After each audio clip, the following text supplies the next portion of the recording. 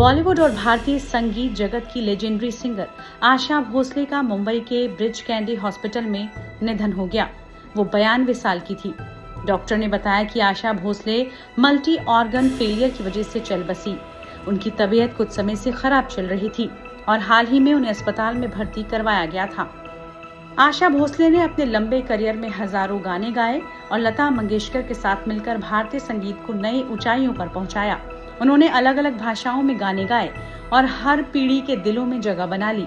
उनकी आवाज में जादू था, चाहे रोमांटिक गाने हों या फिर शादी, डांस और खुशी के गीत। उनके निधन की खबर से संगीत जगत में शोक की लहर दौड़ गई। कई सेलिब्रिटीज, संगीतकार और फैंस ने सोशल मीडिया पर उन्हें श्रद्धांजलि दी। संगीत की महारथी होने के साथ साथ आशा ताई एक कुशल रसोइया भी थी। उनके परिवार, दोस्त और उद्योग जगत के सहकर्मी उनके स्वादिष्ट भोजन, विशेषकर उनके प्रॉन पैटी और पाया करी की बहुत तारीफ करते थे।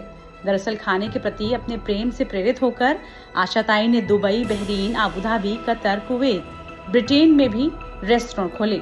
आशाज नाम के रेस्टोरेंट में आशा के बचपन और आर.डी. बर्मन के पसंदीदा व्यंजनों से प्रेरित खास पकवान परोसे जाते हैं और पृष्ठभूमि में गायक के सदाबहार गाने बजते रहते हैं। आशा के बने कढ़ाई गोश्त और बिरयानी के मुरीद कई सेलेब्स। आशा भोसले की आवाज जितनी मदहोश करने वाली है, उतना ही उनके हाथ का बना हुआ खाना। आशा भोसले खाना पकाने की बहुत शौकीन थी। उनके हाथों के बने कढ़ाई गोश्त और बिरयानी के मुरीद कई सेलिब्रिटीज थे। दिवंगत अभिनेता ऋषि कपूर को आशा भोसले के हाथों का बना खाना बेहद पसंद था।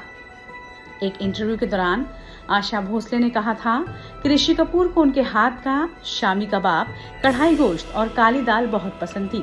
आशा भोसले अपने रेस्टोरेंट में खाना बनाने वाले शेफ्स को 6 महीने तक ट्रेनिंग भी देती थी। 9 साल की उम्र में पिता का साया उठा। आशा भोसले मशहूर थिएटर एक्टर और क्लासिकल सिंगर दीनानाथ मंगेशकर की बेटी और स्वर सम्राज्ञी लता मंगेशकर की छोटी बहन है। जब वो सिर्फ 9 साल की थी तब उनके पिता का निधन हो गया था, जिसकी वजह से उन्होंने अपनी बहन लता मंगेशकर के साथ मिलकर परिवार को सपोर्ट देने के लिए सिंगिंग शुरू कर दी थी।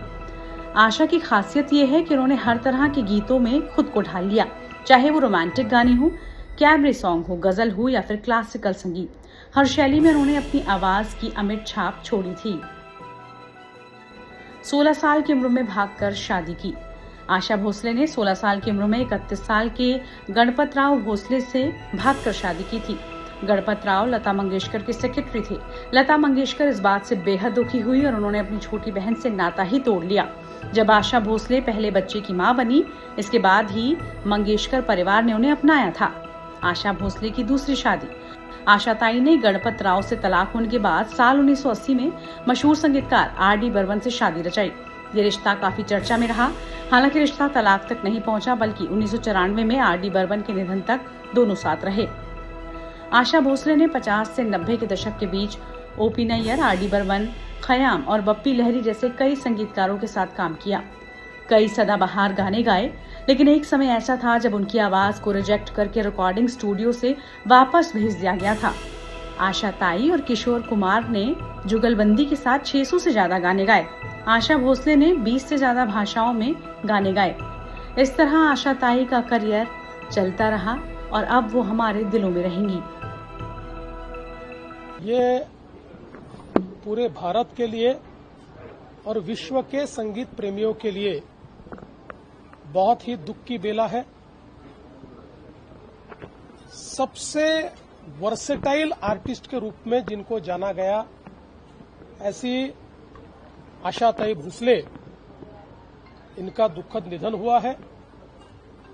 भारत के इतिहास में उन्होंने जो संगीत की सेवा की है, मंगेशकर परिवार ने जो संगीत की सेवा की है, लता दीदी के रूप में पहला सितारा, पहला तारा लुप्त होते हमने देखा और आज संगीत का दूसरा तारा भी लुप्त हुआ है। ये हम सबको इसका बहुत दुख है। बाल्य अवस्था से संगीत की सेवा करते करते 92 साल की उम्र तक लगातार उन्होंने सेवा की। अपने 90वें जन्मदिन पर 3 घंटे कॉन्सर्ट करने वाली ये दुनिया की एकमेव गायिका है और आखिरी दम तक संगीत की सेवा उन्होंने की। हम सभी लोग जानते हैं कि शास्त्रीय संगीत से लेकर पॉप, रॉक, सभी प्रकार की संगीत उन्होंने हम लोगों को दिया, सभी प्रकार के गीत उन्होंने गाए। विशेषतः आर.डी. बर्मन जी और उन्होंने संगीत को एक अलग जोन में पहुंचाने का काम किया और ऐसी कोई भाषा नहीं है भारत की जिसमें उन्होंने गाने न गाए हो। 12,000 से ज्यादा गाने 20 से ज्यादा भाषाओं में उन्होंने गाए। इस प्रकार की एक गायिका कि जिनके सुरों में परमेश्वर बसते थे, उनका चला जाना ये भारत के लिए, हम सभी के लिए बहुत बड़ी हानि है। उनके परिवार के दुख में हम सब लोग सम्मिलित हैं। आज जो दुखद समाचार मिला है, हम सबके दिलों पे अनंत काल तक राज करने वाली आशाताई नहीं रही। ये ख्याल भी कि अब ये हम लोग उनके बिना रहेंगे या उनको सामने हंसता मुस्कुराता चहकता हुआ जैसे देखते थे अब कभी नहीं देख पाएंगे, इतना दुखद है। आशाताई ने इतनी बड़ी एक लेगेसी क्रिएट की है। आसान नहीं होता कि बहुत बड़े वटवृक्ष के नीचे नई पहचान बनाना, लेकिन आशाताई जी ने लता दी के सामने गाया और क्या गाया, हर मोर्चे पे अपना लोहा मनवाया। एक जमाने में लोग कहते थे वो सिर्फ शोक गाने गा सकती हैं, लेकिन भजन, गजल, क्लासिकल म्यूजिक और सबसे बड़ी बात हर युग में हर पीढ़ी के लिए उन्होंने गाया। आज की भी नई पीढ़ी आशाताई को जानती है, वो उनके साथ उनकी जुबान में बात करती थी, जिसको कह सकते थे कि यंग एट हार्ट, और आवाज में ऐसी ताजगी। कैसे भूल सकते हैं कि 90 के दशक में 2010 में जब जब उनको सुने लगा ही नहीं 70 साल की 80 साल की आशाताई गा रही, वही जिंदा दिली। आशाताई ने अपने गानों से मुझे लगता है एक ऐसा एक इतना बड़ा साम्राज्य हम सभी भारतवासियों ने पूरे विश्व के कला प्रेमियों के दिलों पे राज करेंगी वो अनंत काल तक। जाना सबको है। और ये भी देखिए क्या संयोग है कि लता ताई भी 92 वर्ष की आयु में छोड़कर गई और अब दोनों बहनें शायद साथ मिलकर के इस ईश्वर के पास आराधना कर रही होंगी और साथ मिलकर के गाएंगी। वे यहाँ इस धरती से तो मुक्त हुई, लेकिन मेरे जैसे बहुत सारे कला प्रेमी आज बहुत दुखी हैं और मन से उनको हृदय से श्रद्धांजलि अर्पित करते हैं, प्रणाम करते हैं। मेरा बहुत सौभाग्य रहा कि मैंने उनको लाइव सुना कई बार और उनसे भेंट हुई, उनसे बात करने का अवसर मिला और वो क्षण मैं अपने जीवन की सबसे अनमोल क्षण मानती हूँ। पूरे परिवार को बहुत बहुत मैं अपनी संवेदना देती हूँ और यही कहूँगी कि आशा जी की लेगेसी यही है कि सभी कलाकार उनसे सीखें कि किस तरह से हार नहीं माननी चाहिए और बहुआयामी विलक्षण गाना बजाना हो।